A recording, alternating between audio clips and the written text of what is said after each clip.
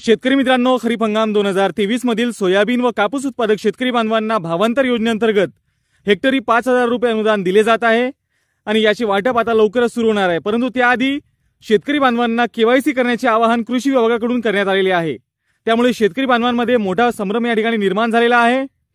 नेमका कोणत्या शेतकरी बांधवांना केवायसी करावे लागेल, केवायसी कुठे करावी, केवायसी कशी करावी, असे बरेच प्रश्न शेतकरी बांधवांच्या मनात आहेत। तर या सर्व प्रश्नांचे जे आहेत बरेच शेतकरी बांधव या ठिकाणी कमेंट करून आपल्याला विचारत आहेत। तर या व्हिडिओमध्ये आपण थोडक्यात या सर्व शंका ज्या आहेत, ज्या संभ्रम आहेत ते दूर करण्याचा प्रयत्न करणार आहोत। त्यासाठी हा व्हिडिओ शेवटपर्यंत नक्की पहा। व्हिडिओ माहितीपूर्ण आणि उपयुक्त वाटल्यास व्हिडिओला लाईक करा। चॅनलला आतापर्यंत तुम्ही सबस्क्राइब केलेलं नसेल तर सबस्क्राइब करून नोटिफिकेशन बेल नक्की दाबा। तर चला सुरू करूयात हा अत्यंत महत्त्वाचा व्हिडिओ। तर शेतकरी मित्रांनो, सोयाबीन व कापूस अनुदानासाठी केवायसी कोणत्या शेतकरी बांधवांना करावी लागेल, हा एक सर्वात कॉमन प्रश्न आहे, जो बऱ्याच शेतकरी बांधवांकडून विचारणा करण्यात येत आहे या प्रश्नासंदर्भात।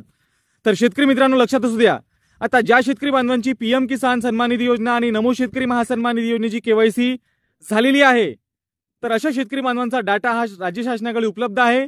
त्यामुळे त्यांच्या खात्यात पैसे जमा करण्यास कोणतीही अडचण या ठिकाणी नाही। त्यामुळे अशा शेतकरी बांधवांना केवायसी करण्याची कोणतीही गरज नाही। परंतु ज्या शेतकरी बांधवांना पीएम किसान सन्मान निधी योजनेअंतर्गत लाभ मिळत नाही किंवा नमो शेतकरी योजनेचा लाभ मिळत नाही, त्यांची केवायसी झालेली नाही, तर अशा शेतकरी बांधवांचा डाटा हा राज्य शासनाकडे उपलब्ध नाही।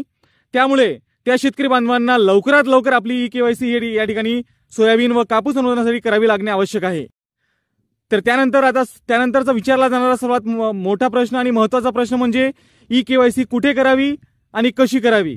तर मित्रांनो, लक्षात असू द्या, ई केवायसी करण्याकरिता नवीन पोर्टल या ठिकाणी सुरू करण्यात आलेला आहे। या पोर्टलच्या माध्यमातून आता केवायसी करता येणे शक्य आहे, ज्याची लिंक तुम्हाला व्हिडिओच्या डिस्क्रिप्शन मध्ये मिळून जाईल।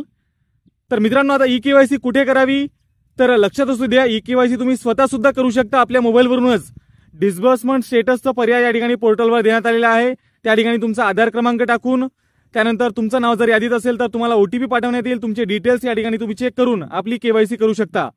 परंतु ही केवायसी करत असताना मोठी अडचण येत आहे, साईट चालत नाही आहे, आधार व्हेरिफिकेशन होत नाही आहे। त्यामुळे स्वतः ई केवायसी करण्याचा प्रयत्न करू नका।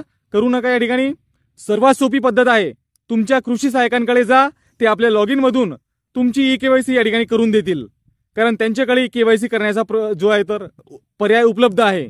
त्यामुळे ह्या स्वतः केवायसी करण्याच्या भानगडीत पडू नका आणि कृषी सहाय्यक यांच्याकडे जाऊन आपली केवायसी तात्काळ करून घ्या, कारण जेवढ्या लवकर तुम्ही या ठिकाणी केवायसी करसाल तेवढ्याच लवकर तुमच्या खात्यात हे अनुदान जमा होईल। तर मित्रांनो, आशा करूयात की जे काही महत्त्वाचे प्रश्न होतील त्यांची उत्तर तुम्हाला मिळालेले असेल। काही अडचण असेल, काही प्रश्न असतील तर नक्की कमेंटमध्ये विचारा आपल्याला।